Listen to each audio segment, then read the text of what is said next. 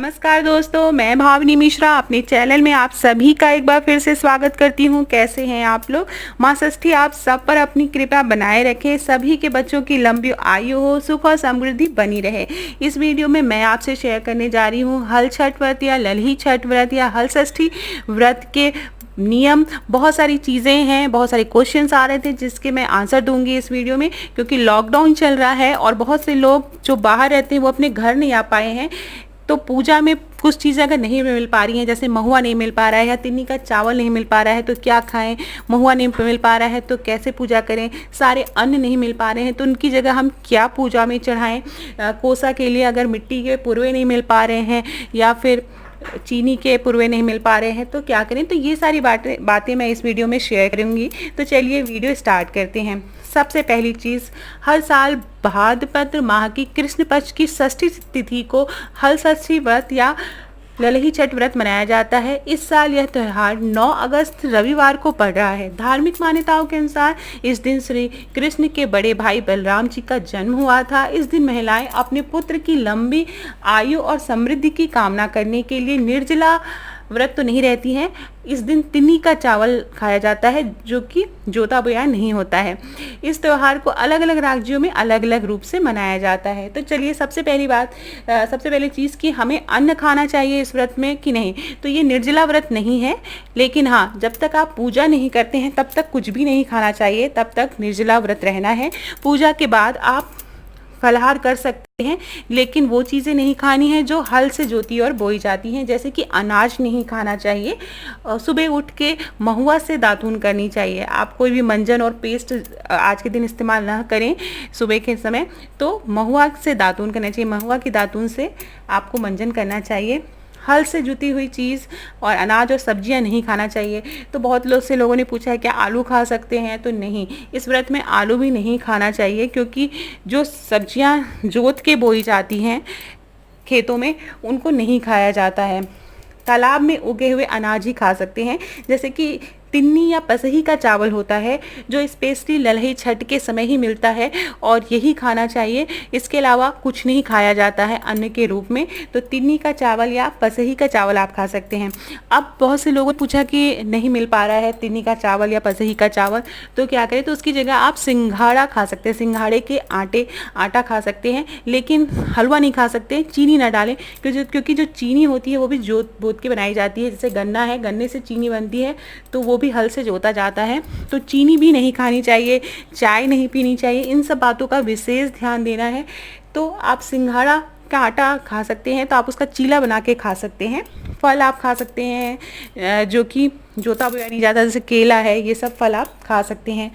दूसरी सबसे इम्पॉर्टेंट चीज़ है कि इस दिन गाय का दूध और दही खाना एकदम वर्जित है। आप अगर पैकेट का दूध ला रहे हैं तो जो पैकेट का दूध होता है, काऊ मिल्क तो आता है, लेकिन उसके अलावा जो पैकेट का दूध होता है उसमें भी मिक्स होता है, गाय और भैंस का दूध मिक्स होता है। तो आप इस बात का ध्यान रखें कि आप दूध खाइए ही मत, क्योंकि जो पैकेट के दूध आते हैं उसमें भी मिक्सिंग होती है गाय और भैंस के दूध की, तो फिर वो वर्जित हो जाएगा, उसका फल नहीं मिलेगा अच्छा। अगर आप सामने से भैंस का दूध ला पाते हैं और भैंस के दूध की ही आप अगर घी निकाल पाते हैं तो वही खाना चाहिए। और पूजा में भी भैंस की दही और भैंस का घी ही यूज़ करना है। गाय का दूध और दही और घी वर्जित होता है। दूसरी चीज़ कि जो हम कोसा बनाते हैं, कोसा बनाने के लिए अगर महुआ नहीं मिल पा रहा है, क्योंकि बहुत से लोग गांव नहीं जा पाए, लॉकडाउन है तो इस वजह से गांव नहीं जा पा रहे हैं, तो उनके पास अगर महुआ नहीं मिल पाया है तो क्या करें। तो अगर आपको महुआ नहीं मिल पा रहा है तो महुआ की जगह आप किशमिश को रख सकते हैं पूजा में। जिस तरह कोसा बनाते हैं उसमें महुआ की जगह आप किशमिश को यूज़ कर सकते हैं कोसा बनाने के लिए।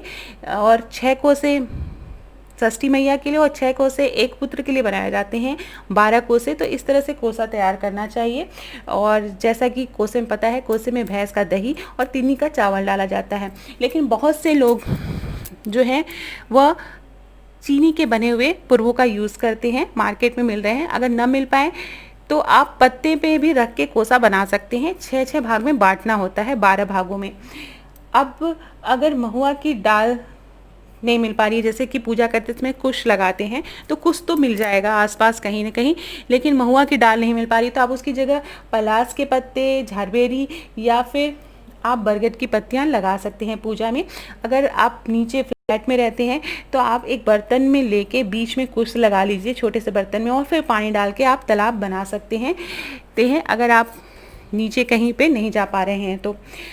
इसके बाद मैं बता रही हूँ कि बहुत से लोगों ने पूछा है कि चीनी या गुड़ खा सकते हैं, तो चीनी गुड़ सभी गन्ने से बनता है और ये जोता बोया जाता है, तो इसलिए ये भी नहीं खाना चाहिए। कोई सब्जियां जो कि जोती बोई जाती हैं वो नहीं खानी चाहिए, तो कोशिश करिए कि ना खाएं।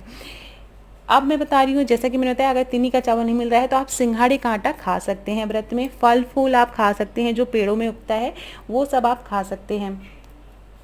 बहुत से लोगों ने पूछा है कि गांठ कैसे लगाते हैं, तो गांठ जो है बीच की एक तीसरी उंगली जो होती है उससे और अंगूठे की मदद से गांठ लगानी चाहिए, वो आप कोशिश करें। और गांठ लगाते समय आप माँ से प्रार्थना करें सच्चे मन से कि माँ अपनी कृपा बनाए रखें, बच्चों की लंबी आयु हो। और ये थी बहुत सारी बातें, बहुत सारे नियम जो हमें हल षष्ठी के व्रत के दिन ज़रूर ध्यान देने चाहिए। इसके अलावा आप गाय को रोटी खिला सकते हैं बना के, गाय की पूजा करें। हल षष्ठी का व्रत है तो भगवान बलराम और श्री कृष्ण की पूजा ज़रूर करें आज के दिन। और चूँकि हलधर भगवान, किसान जो होते हैं गाँव में, किसान लोग मूसल और हल की पूजा करते हैं आज के दिन विशेष रूप से, इसलिए आज के दिन हल और मूसल चलाना भी वर्जित माना गया है। उसके अलावा अगर आप व्रत रह रहे हैं तो छोटी छोटी बातों का जरूर ध्यान दें। अब चूँकि आप बच्चे के लिए व्रत रह रहे हैं तो उन्हें डांटे और मारे नहीं, उनके लिए जो खिलौने आपने चढ़ाए हैं वो बच्चों को खेलने के लिए दें, उन्हें खुश रखने की कोशिश करें। उसके अलावा किसी की निंदा ना करें, किसी को अपशब्दों का प्रयोग ना करें व्रत के दिन। घर में लहसुन और प्याज की चीज़ें ना बनाएं, नॉनवेज ना बनाएं। तो इन सारी छोटी छोटी बातों का हमें ध्यान विशेष रूप से व्रत वाले दिन देना चाहिए। कोशिश करें कि आज व्रत रह रहे हैं तो एक दिन पहले रात में लहसुन प्याज ना खाएं। तो ये छोटी छोटी बातें हैं जो व्रत के दिन हमें विशेष रूप से ध्यान देनी चाहिए। तो आशा करती हूँ आपको मेरा वीडियो पसंद आया होगा। अगर पसंद आया हो तो अपने दोस्तों के बीच में ज़रूर शेयर करिएगा। एक बात का ध्यान रखिएगा, जो भी चीज़ें हैं आपने चढ़ाई हैं तो जो भोग होता है वो खुद नहीं खाया जाता, जो प्रसाद है, कोसा जो आप भोग लगा रहे हैं वो अपने बच्चों और अपने परिवार के सभी सदस्यों को खिलाएं, लेकिन जो प्रसाद है वो आप किसी और का प्रसाद ग्रहण करें, अपना प्रसाद खुद ग्रहण नहीं करना चाहिए। एक किसी ने पूछा था कि जो साड़ी होती है हम चढ़ाते हैं तो उसका क्या करें, तो साड़ी अगर आपके घर परिवार में किसी ने हाल ही में पुत्र को जन्म दिया है तो वो साड़ी उसे दे दी जाती है, बहन या बेटी को दी जाती है। अगर न मिल पा रहे हैं तो आप किसी पंडिताइन को आप वो साड़ी ध्यान दे सकते हैं। उसके अलावा जो आपने श्रृंगार का सामान चढ़ाया है वो भी पंडित जी को या पंडिताइन को दान दे सकते हैं, या बहन बेटी या किसी ज़रूरतमंद को दे सकते हैं। उसके अलावा व्रत करने के बाद आप सीधा ज़रूर निकालें। सीधा मतलब होता है एक दिन का खाना किसी पंडित जी या किसी ज़रूरतमंद को ज़रूर निकालें। तो ये सारी बातों का आपको ध्यान देना है। आशा करती हूँ आपको मेरा वीडियो पसंद आया होगा। पसंद आया हो तो दोस्तों के बीच में शेयर करिएगा। बहुत बहुत धन्यवाद ये वीडियो देखने और सुनने के लिए। आप सभी को हल षष्ठी की शुभकामनाएं।